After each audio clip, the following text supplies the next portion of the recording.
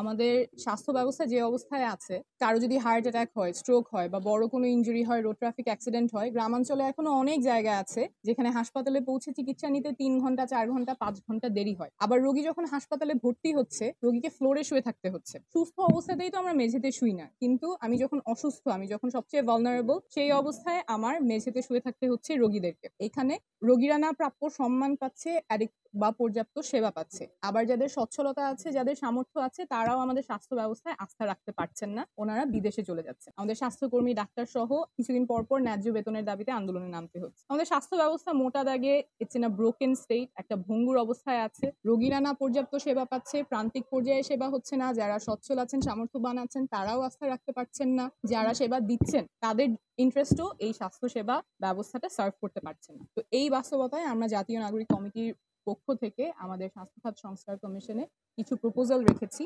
আমাদের প্রপোজালটা 25 পাতা লম্বা, অনেক এভিডেন্স, অনেক গ্লোবাল বেস্ট প্র্যাকটিসেস এর মাধ্যমে আমরা এটা তুলে ধরেছি। আমি এখানে মোটা দাগে 5টা কথা বলবো যেই সংস্কারগুলো আমরা চাই। প্রথমত, যদি কারো এমার্জেন্সি হয়, যদি কারো টাইম ক্রিটিক্যাল কোনো অবস্থা হয়, যেমন হার্ট অ্যাটাক হলো, স্ট্রোক হলো, তখন দ্রুততম সময়ে কিভাবে সেবাটা নিশ্চিত করা যায়, সেই ব্যাপারে ইনফ্রাস্ট্রাকচার কেমন হবে, সেই ব্যাপারে মেকানিজমটা কেমন হবে, সেটা নিয়ে আমরা প্রপোজাল দিয়েছি। আমাদের দেশে দেখা যায় যে রোগীরা যখন এক ডাক্তারের কাছ থেকে আরেক ডাক্তারের কাছে যাচ্ছেন, তার একটা কাগজ নিয়ে যেতে হয়। তো সেই কাগজটা আবার কয়েক মাস পরে হারিয়ে যাচ্ছে, থাকতেছে না। তো আবার ওই আগে যে টেস্টটা করা হয়েছিল সেটা আবার টেস্টটা করতে হচ্ছে। ডাক্তার জানতেছে না যে আগে কি ওষুধ খাচ্ছে। তো এইভাবে কেয়ারটা ফ্র্যাগমেন্টেড হয়ে যাওয়ার ফলে কোয়ালিটিটা ড্রপ করে। তো আমরা প্রপোজ করছি একটা ন্যাশনাল ইলেকট্রনিক হেলথ রেকর্ড, প্রত্যেকটা রোগীর জন্য, প্রত্যেকটা মানুষের জন্য হেলথ রেকর্ড থাকবে, যে পুরো চিকিৎসার রেকর্ডটা এক জায়গায় থাকবে এবং সব ধরনের প্রোভাইডারের কাছে সেটার অ্যাক্সেস থাকবে। রোগীর সেবার মান নিশ্চিত হবে এবং যে প্রদান করছে তার জন্য সেবা প্রদানটা সহজ হবে।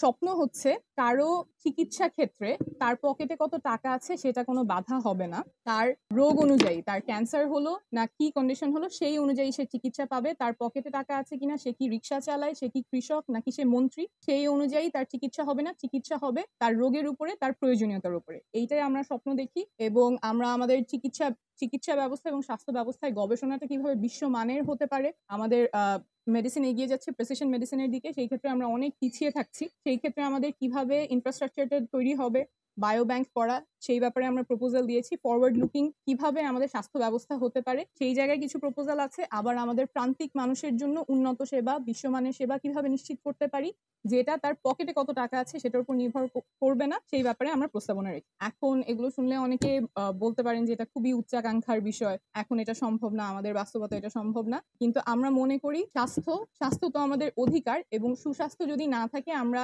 কিভাবে আগাবো। তো স্বাস্থ্য ব্যবস্থার উন্নতি এবং এই যে প্রপোজাল গুলো আমরা দিয়েছি, এটা স্বল্প মেয়াদ এবং দীর্ঘমেয়াদে আমাদের বাস্তবায়ন করতেই হবে। আমরা শুরু করছি, কিন্তু এটা বাস্তবায়ন হওয়া না পর্যন্ত আমরা এই সংগ্রামে থাকবো। We will continue hour journey যতক্ষণ না পর্যন্ত আমরা সবার জন্য উন্নত মানের স্বাস্থ্যসেবা নিশ্চিত করতে পারবো।